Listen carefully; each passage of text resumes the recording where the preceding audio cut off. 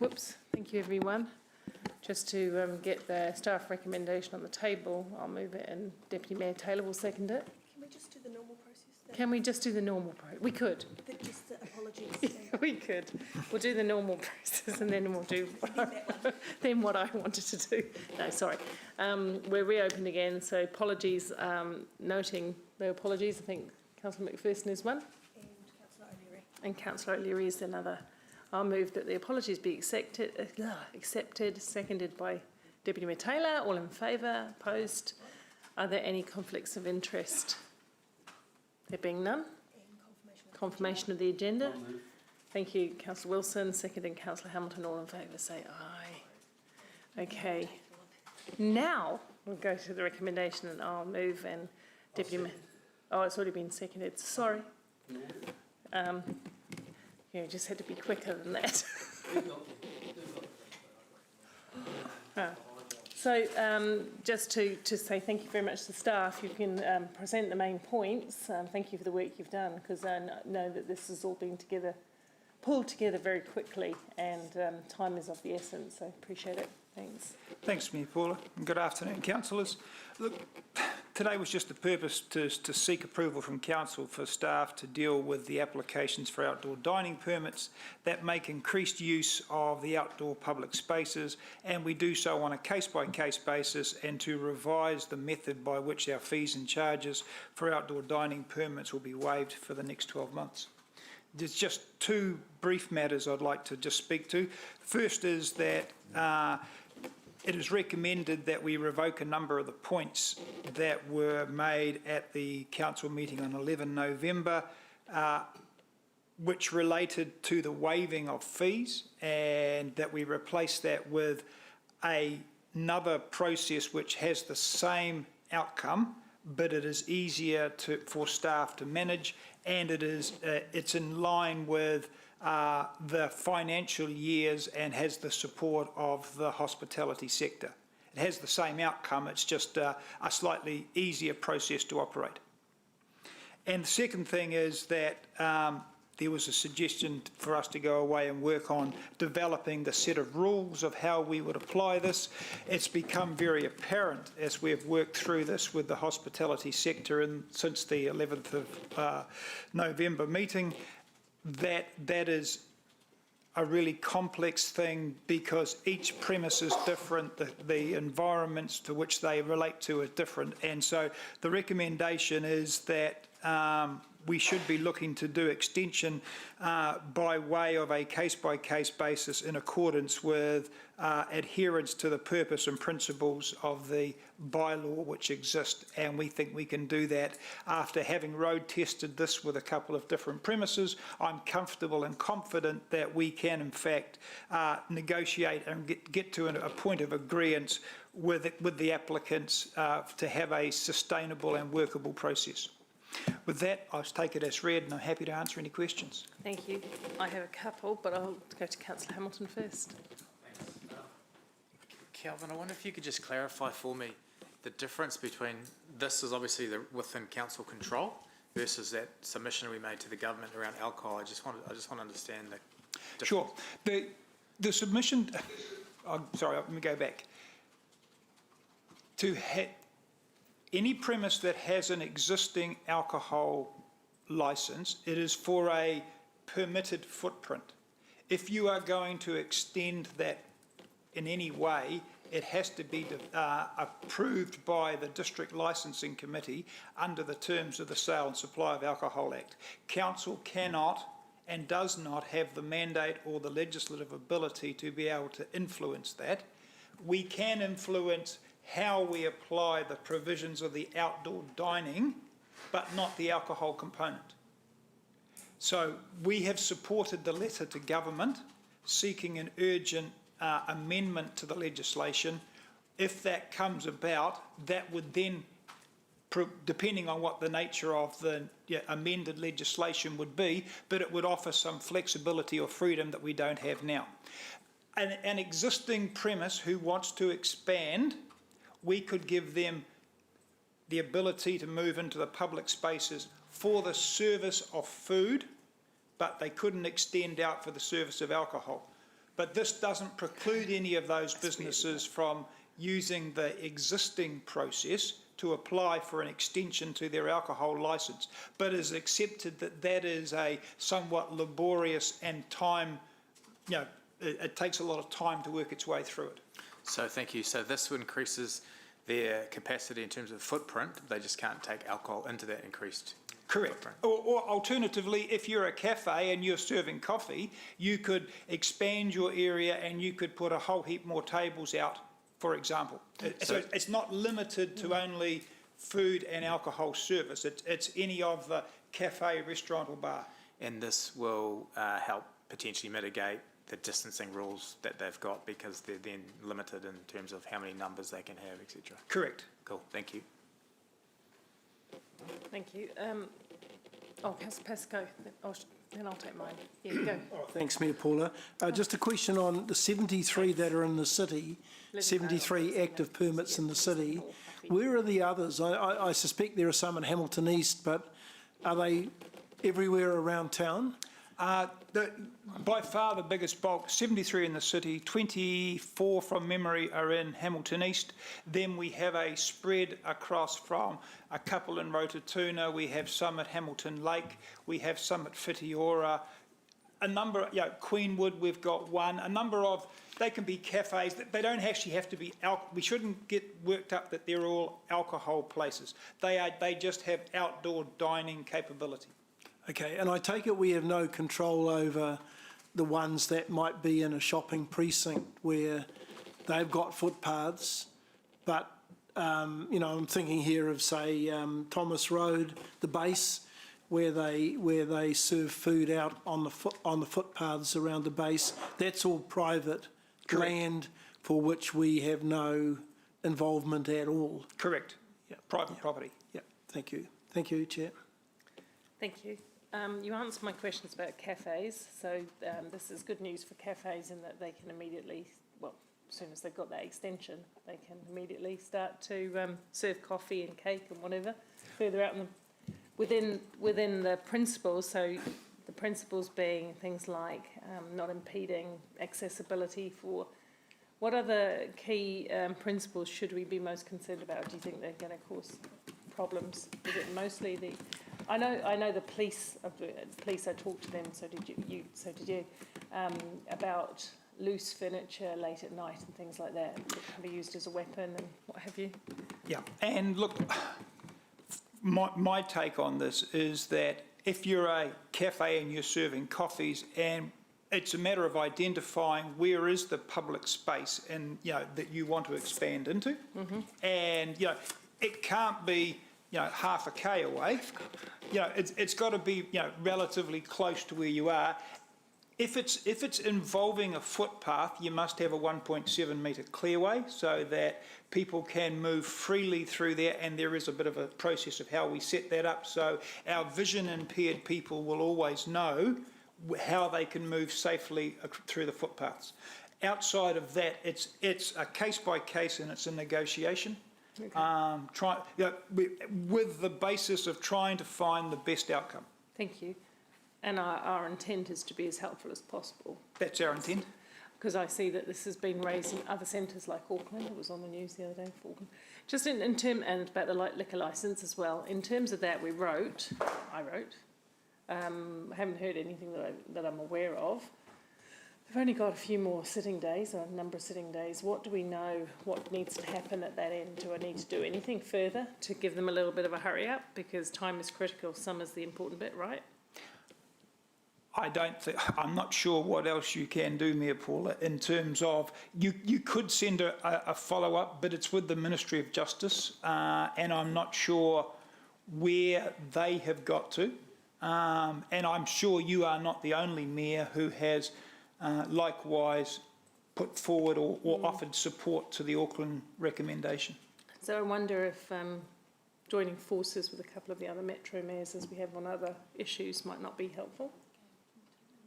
Yeah, if we can tap into maybe a joint follow-up with those places that have expressed an interest. I believe that includes Tauranga, Auckland. I'm not sure what Wellington's about, but we could reach out to them. Yeah. Yep. Thank you. Mark, sorry. Thank you. Kelvin, when we first mooted this, we were in the lockdown situation, etc. And now we're moving to the vaccine mandate. How do you see this working as we're going to have tables and chairs out in the footpaths, etc., the technically public places? We've only mandated certain venues. Is this going to be affected, and how do you expect the restaurants and cafes are going to police this? Considering people can just sort of walk on and sit on down without waving their vaccine cards. That becomes an issue for the actual cafe or restaurant to manage themselves. That the tables effectively belong to them, and it's for them to manage that. Part of this would be that if they don't have a process or can't manage it, they might need to revisit or rethink.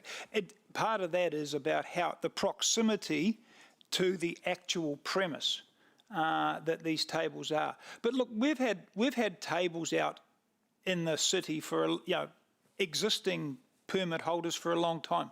I'm not sure that we're going to have this sudden rush of people, unlawfully sitting at tables or anything else necessarily. Yeah, I'm certainly not going to get into a discussion about it, but I can just sort of see if the inside is mandatory, vax, etc. You may, and I'm just wondering if the hospitality industry has considered that. It hasn't come up in my conversations with HCBA or with Matt Pedley, who's my latest one, and him and his associates. They have looked at the applications, they've road tested them, they've given them the tick that they were happy and comfortable. So I took that as a fairly strong endorsement. Thank you. So, short answer is it's on the end of policing. Yes. The Prime Minister said in a meeting of business people, which included hospitality yesterday, or the day before, whichever day that was, Mark, that it's beholden to the operators of the hospitality to check for people's vaccine mandate when they're seated, not as they come through any door, but as soon as they're sat at a table associated with that hospitality activity, and therefore I assume that extension of space includes that, and they would have to go up to those tables, to those who are seated, and say, show me your vaccine pass. Because a lot of people were confused that it'd be at the door, and therefore you'd only catch them once they'd gone, once they came to a door. I don't know if that helps. So, okay. All right, Kelvin, I'll follow up on you later.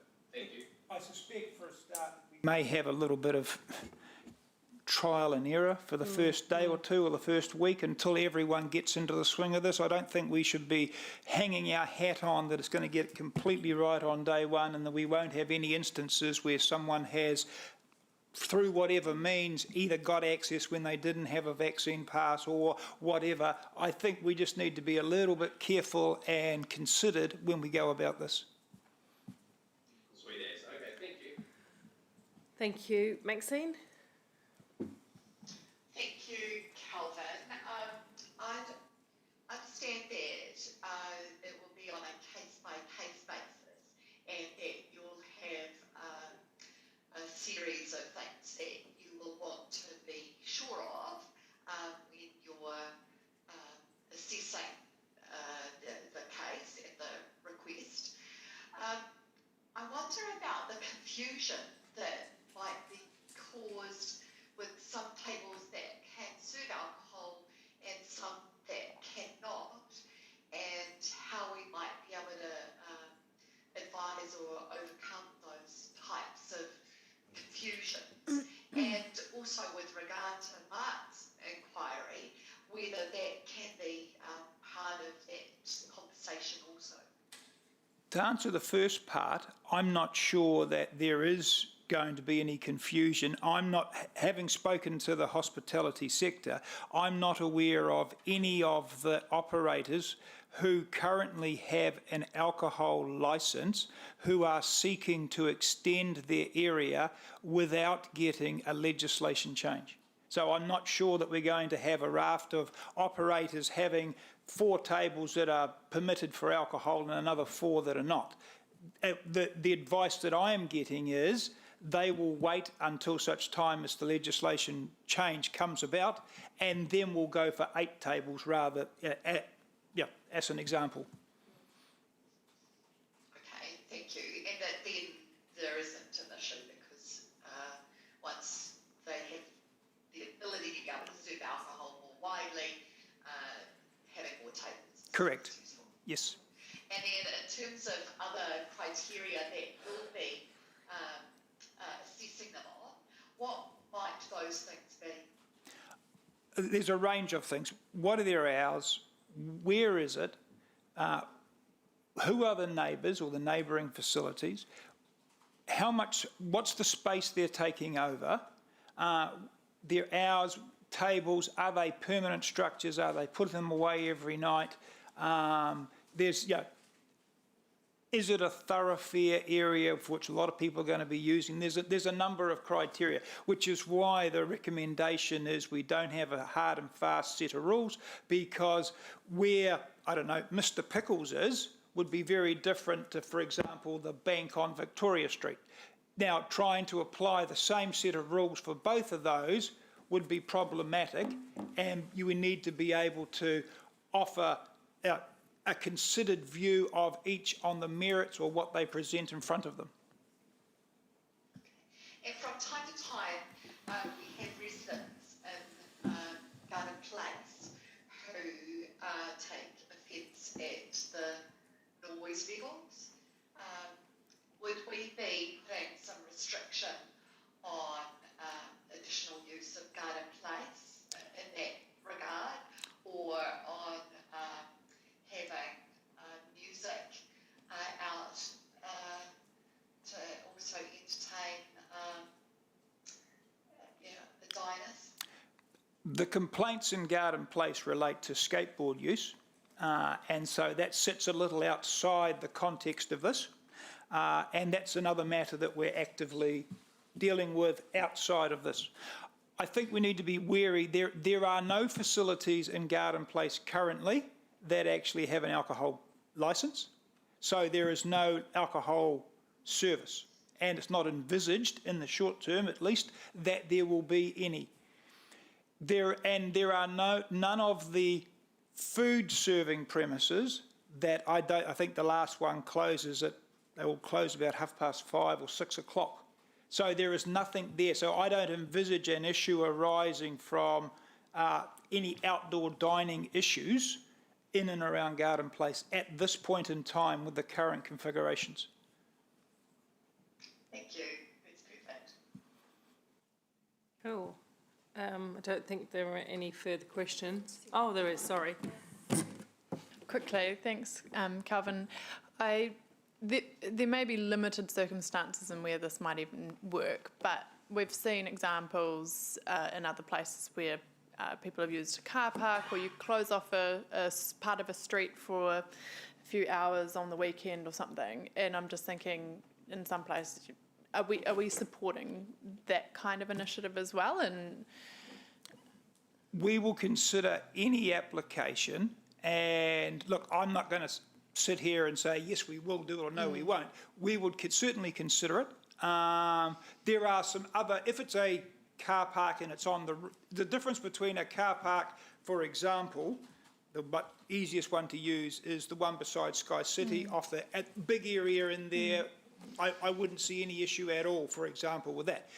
If we are having to close a car park on the road, and it would be the number of car parks you would need to close to be able to safely do that, there would have to be some engagement with the traffic folk around what does that look like. Can we make sure that that's safe?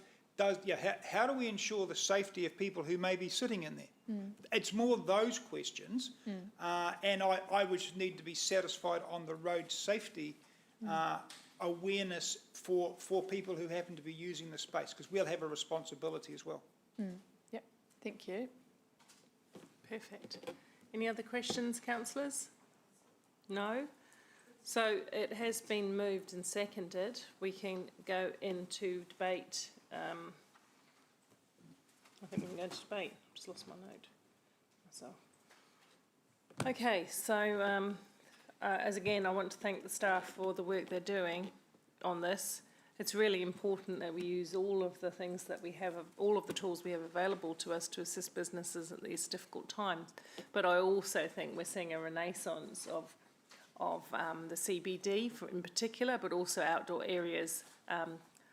Travel anywhere and you'll see that dining al fresco is what it is and what people want to do, and we've got the climate for it, haven't we? So it makes sense, of course, to enable this in the long term. But my main goal in working through this with Deputy Mayor Taylor and Vanessa from HCBA was to provide some relief in this particularly hard COVID situation. Happy for there to be those conditions on it, because I think you have to weigh up horses for courses, you know. But at the same time, I hope that we will process these things expediently. The one remaining concern I have, and this is more than just about responding to COVID, in my view, it is about enlivening our CBD. And as long as the accessibility is maintained on the footpaths, which is important, I think we should be looking creatively at the use of our public spaces to bring more people there to enjoy those public spaces.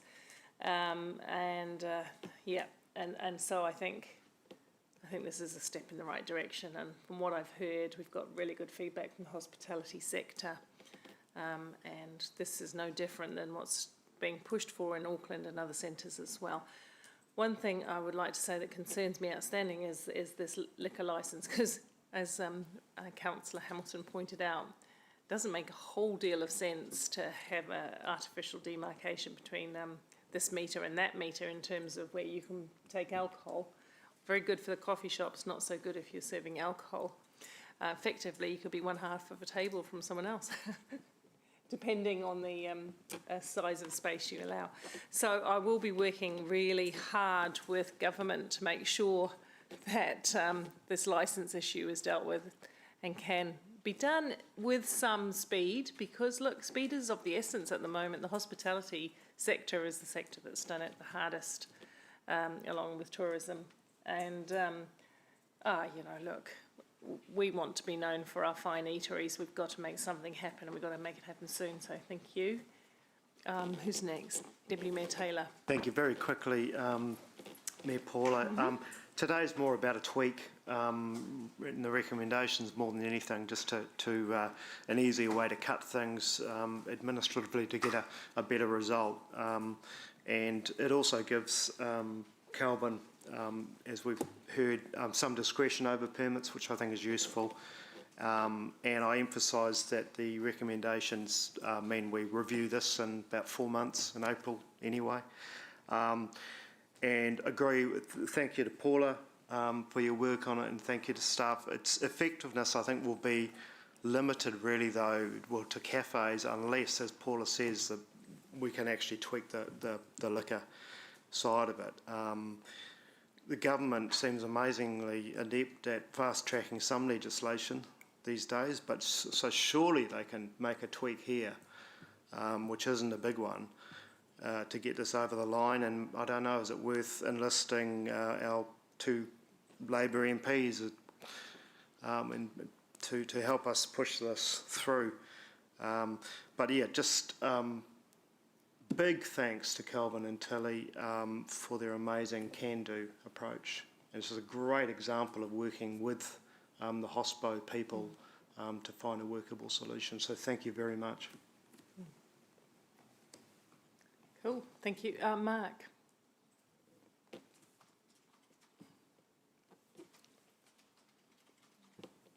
There we go. Sorry about that. It was pretty profound too. I was just saying that out of adversity comes opportunity, and this is a really prime example of that. When the question comes on, I think actually, if this all turns out the way we hope it does, it's going to be better than it ever was. We've all got a vision of a pumping central city with cafes and people spilling out onto the streets, having a great time, like Mayor Paul says. We've got the climate, we've also got the space, and we've got the best hospitality operators in the country here. So it's a perfect storm for a really great outcome. I also really appreciate the combined work of the mayoral office, the mayor and the deputy mayor,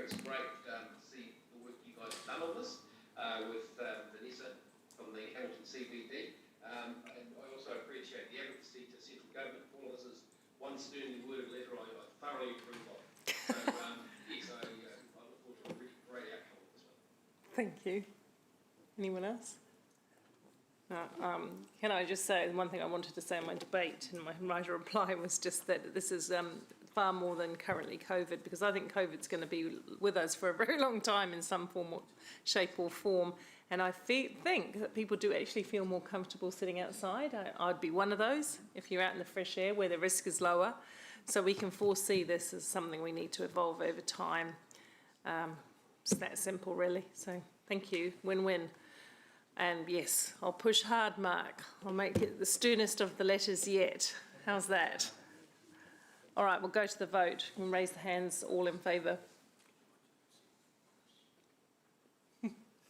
I'm not counting. The motion is carried unanimously. That brings us to the end of the day and the end of the meeting. Thanks, councillors. Thank you.